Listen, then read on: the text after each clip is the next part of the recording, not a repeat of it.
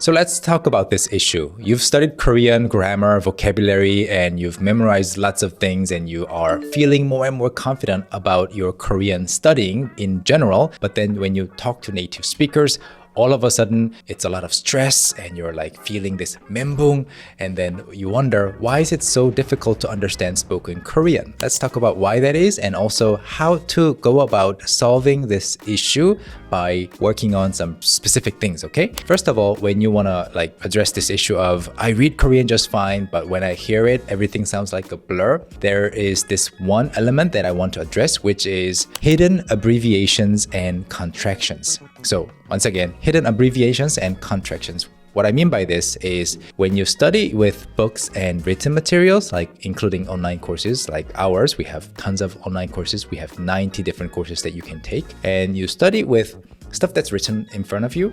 And for example, you see 나는, and you know that it can be abbreviated to 난 in many situations. 나는 becomes 난, or 저를 becomes 절. So you know this, but then you usually study with these markers or particles clearly written as a separate syllable like this. And then when you know, because textbooks need to show you the clear examples of sentences.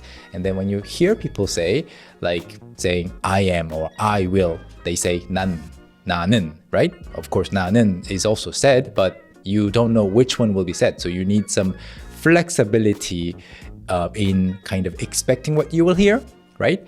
And then 무엇 is what, the standard form, the unabbreviated form is 무엇, but then in spoken Korean, it's 뭐 all the time. And then the pronunciation itself is often softened to 뭐 too. So for example, as an example or a sentence, 이것이 무엇인지를 모르겠어요, as an unabbreviated form would mean I don't know what this is, right? 이것 is this thing.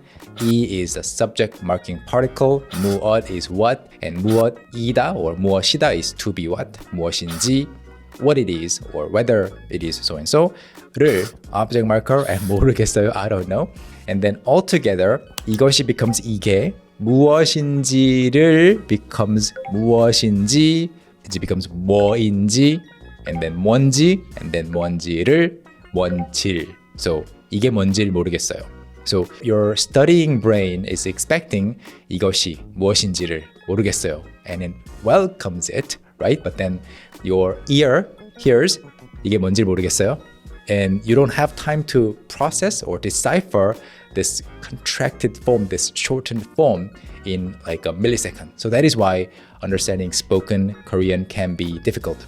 And before you try to understand these contracted forms and how to kind of decipher them into the original forms, you need to know these specific elements, and that is why we emphasize and focus on essential grammar in our curriculum, which you can find on our website at talktomeinkorean.com. And after you study with these elements, you need to learn how they are kind of put together in shorter forms. And here's a great example and a very fun practice. For example, this is very common, and this can be a major challenge in understanding spoken Korean. Quoting speech or reported speech using 라고 말하다, okay? So this is an example of flow of how you will study a certain grammar point and how this can be applied to real life. 라고 is the quoting, I guess, element, mechanism. 라고, like it's like the quotation marks. 말하다 is to speak or say, to tell.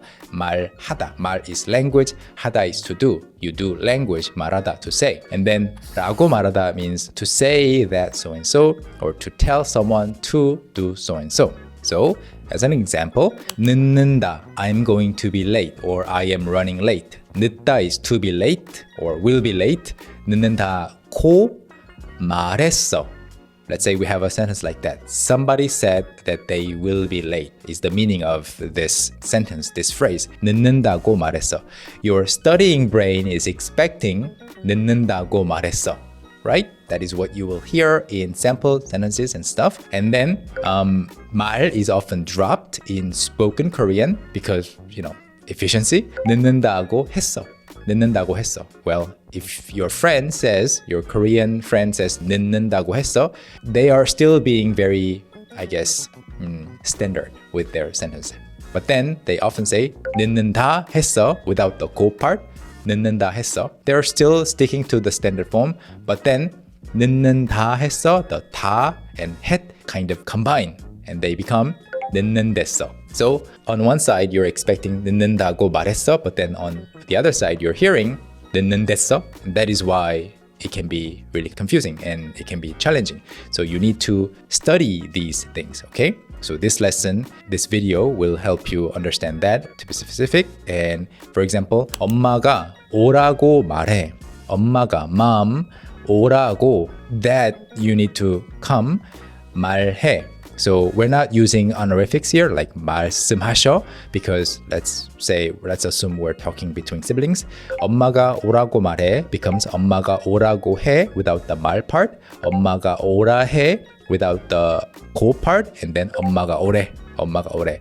So again, when you hear this for the first time and you're not used to it, 오래 is like for a long time. 엄마가 오래 what? Like mom for a long time what? So 엄마가 오래 means hey, mom's calling you, right? Another example with 라고 말하다 being contracted like that. This is really fun. 이거 뭐냐고 말해. So somebody's asking what this is, your friend, okay? 이거, this thing, 뭐, what, 뭐냐, what is it? 고, quoting, 말해, saying. So 이거 뭐냐고 말해. He's asking what this is. She's asking what this is. 이거 뭐냐고. Again, 말 is dropping. 뭐냐고 해. 뭐냐 해. 뭐냐. So when you hear 이거 뭐냐, 이거 뭐냐, like you've never heard this word. Like it's not even in the dictionary if you look it up. 이거 뭐냐.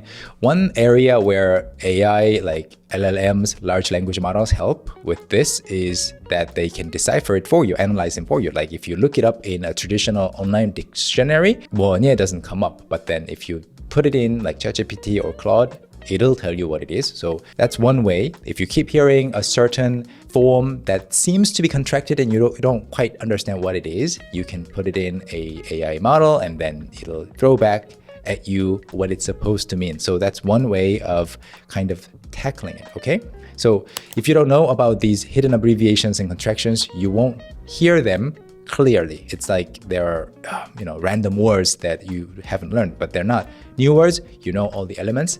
They're just contracted and you don't know that. So they'll always be a blur. And as a result, you won't be able to use these expressions yourself. So you need to study. And how do you study? Good question.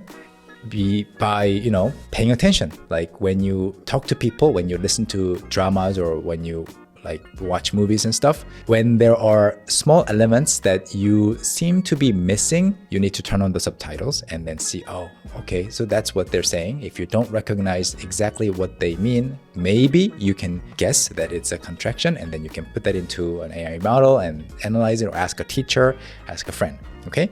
That is one reason that spoken Korean can be difficult. The second reason is you can read a sentence and understand everything, but can't hear it. So you want to say and complain, oh, they speak too fast, or I'm only good at reading Korean, but not listening to Korean and understanding.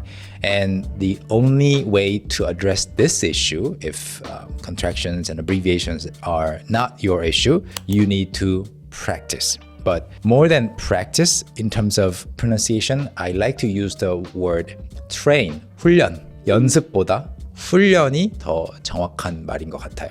Train. So, but training for what? For speed while maintaining accuracy. So think of it like this.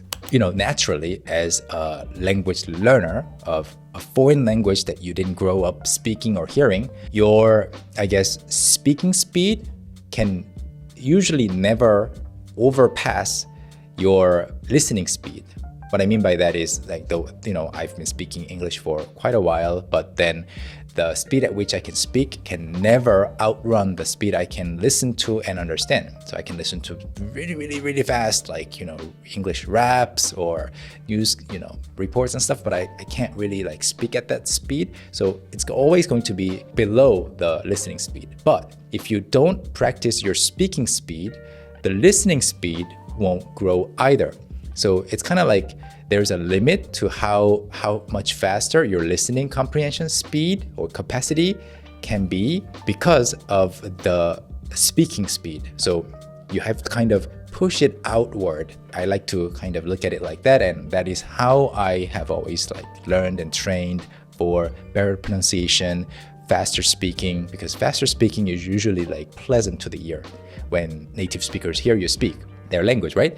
So yeah, picture this image in your head, or remember this, or print it out somewhere, and then see it. You have to push out or lift the bar of your listening comprehension speed with your pronunciation speed. So practice, practice, practice. Say the things that you can already say a little faster this time, a little faster next time, faster, faster, faster.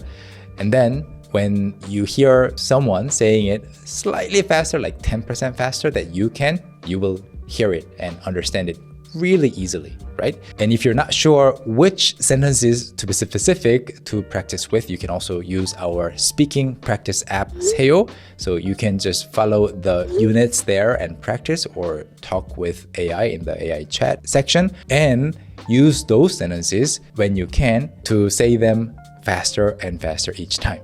So 2 things were mentioned in this video. Hidden abbreviations and contractions. Look for those and tackle those, and you won't have as many situations where you're like, what are they even saying?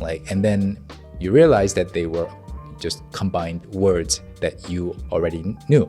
And when your pronunciation improves overall in speed and accuracy, or speed while maintaining accuracy, your listening will also get better really, really naturally. Okay? And you can do both of these by visiting on our website at talktome인korean.com and studying with our courses. And I will see you in many of the online lessons. Thank you so much for watching, and let us know what you thought of this topic. Is it still difficult for you to understand spoken Korean? Is it way more difficult than reading and comprehending what you read? So let me know. I'm curious to know. Thank you, and I will see you in the next video. 감사합니다.